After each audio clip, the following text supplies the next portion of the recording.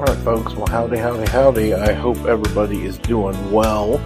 Glad to be back with you. It is your buddy Corn Bandit. Going to be doing a solo one today based off of our favorite and only true, in my opinion, Texas outdoor publication, the Lone Star Outdoor News. Got a couple of really interesting pieces in here. Again, if you guys don't subscribe to this, go check them out. Lone Star Outdoor News. It's a real newspaper. I know that's kind of old school. Our dads used to look at newspapers, but this thing is just fantastic and really enjoy looking at when it comes in the mail. Look forward to it. So on and so forth. But we're going to be looking at the July 24th. Yeah, that's right. July 24th edition of the Lone Star Outdoor News. Again, like I say, a couple of different things in here that I thought was really interesting. One of which is talking about axis. Okay, the cover picture here shows one hell of a nice axis buck, and it says axis everywhere.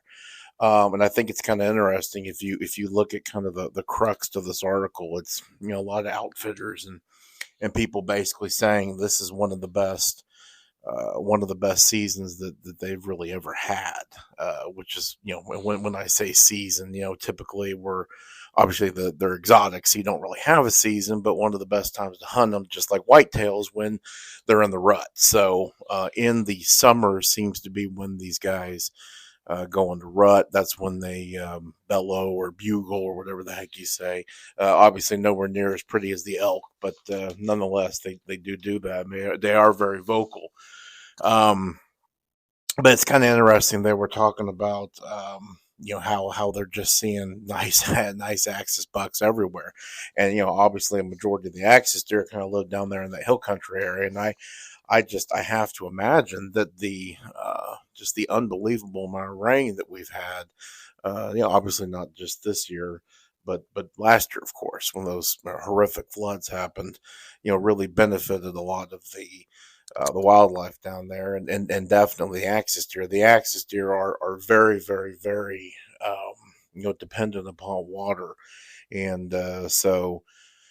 Obviously, with the creeks and the rivers are flowing and all that kind of stuff for 2 years now, that's absolutely incredible. So, of course, with the booming axis population comes the big question of, okay, well, gosh, if they're booming, what's going on with the whitetail population? Obviously they're tremendous competitors by virtue of the fact that the whitetail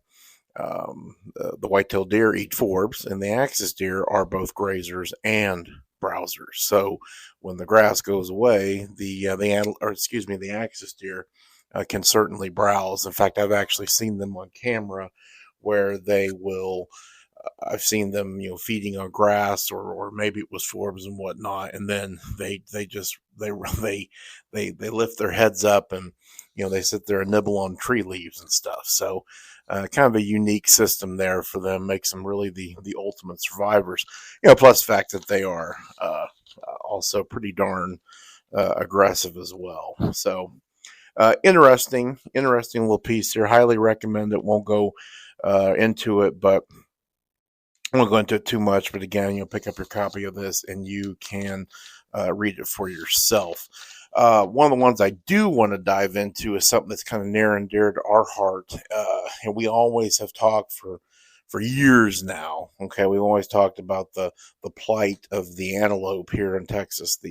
Obviously I'm not talking about the black buck antelope or the nail guy or all the other invasive antelope species that we have here, but really sitting here talking about the pronghorn antelope, which of course is our native North American antelope. So talked about before, Texas has two herds, really. Okay, the Panhandle herd, okay, which is starts up there, just south of Lubbock, and then runs obviously all the way to the New Mexico border, and then we have the Trans-Pecos herd. Now, I think historically, the Panhandle herd, I think, has fared a little bit better, although one could argue that habitat fragmentation is a big problem up there in the Panhandle, and it certainly is. However, it's interesting if you've ever spent any time up there, especially in the fall, around October, November, in kind of that deep northern Panhandle, you'll see a lot of winter wheat. And when you see a lot of winter wheat, you're going to see everything from geese and ducks, but deer and pronghorn antelope.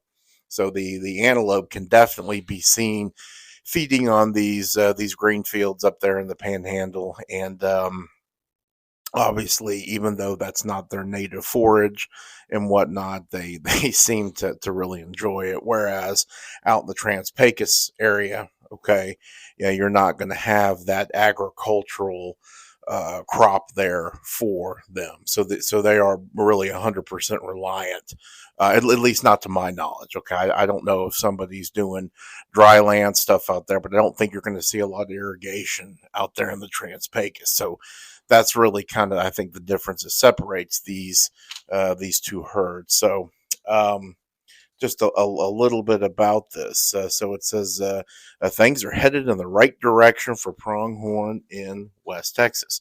It says basically TPNW is continuing to do their population surveys, but according to Sean Gray, the range conditions in the Panhandle and Trans-Pecos are in much better shape than they have been over the past several years.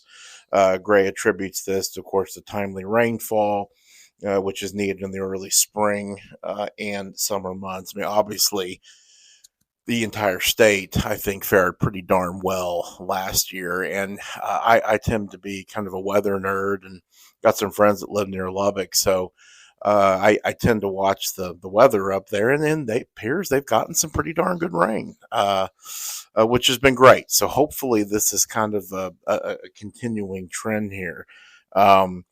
And he basically goes on to say that the antelope populations in the Panhandle have continued to increase, and which is fantastic. And he says that things in the Trans-Pecos are looking to increase as well. And he said the populations in the Trans-Pecos are fairly stable despite the persistent drought which has plagued the area. Now, when you use the term drought, is I think what he's referring, you're probably saying to yourself, well, wait a minute, you just said that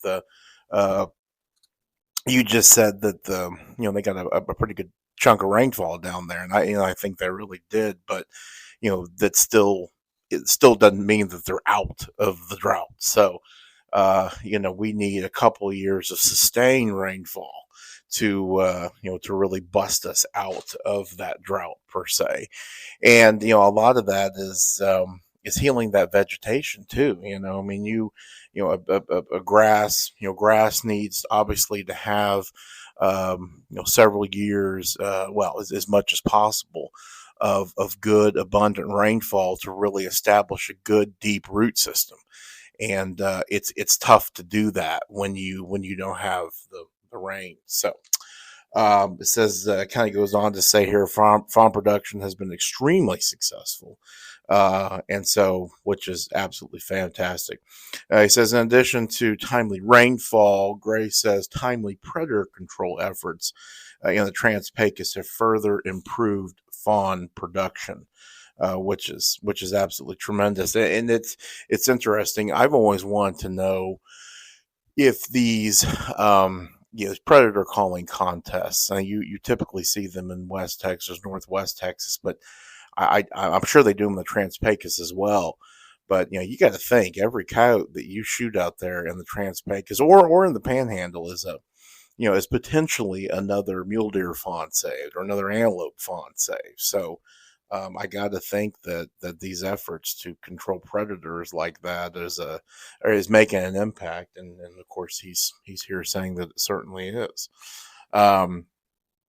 Anyway, he's basically talking about how they're going to keep going on and looking into the surveys and kind of getting us those official numbers. But it'd be really interesting to see what the herd estimates are for the antelope in both areas of the state. I also know that they're continuing to work on different styles of fencing that will obviously contain the cattle, but will also allow the antelope to move freely between pastures, and of course that's extremely important for the antelope and the Trans-Pecos for sure, because I would think that the antelope up in the Panhandle would benefit more from a green, from a nice winter wheat field, and obviously all that's got a lot of good protein in it and whatnot, and they wouldn't be as dependent on native forage. So um, that would be kind of an interesting study to see as well. Is okay, do the panhandle antelope need as much natural forage, therefore as much habitat for feeding as Trans-Pecos antelope? That'd be something kind of interesting. I'm sure they probably have already answered that, but it's something that's interesting. So, well, that is all that we have for you today. This was quick. It's about 10 minutes, but it's good information. And if you care about Texas, the state of Texas, as we do, and her animals and hunting and all that kind of stuff, please stay tuned to what we're doing here. Trek back, look at our social media. Okay, especially on the YouTube side and on the Instagram, Facebook side. We've got a lot of really fun little trail cam videos in there. Make it kind of part of your day. I know a lot of people have. So that is all we have got for you. So support your local feed store and support State of Texas.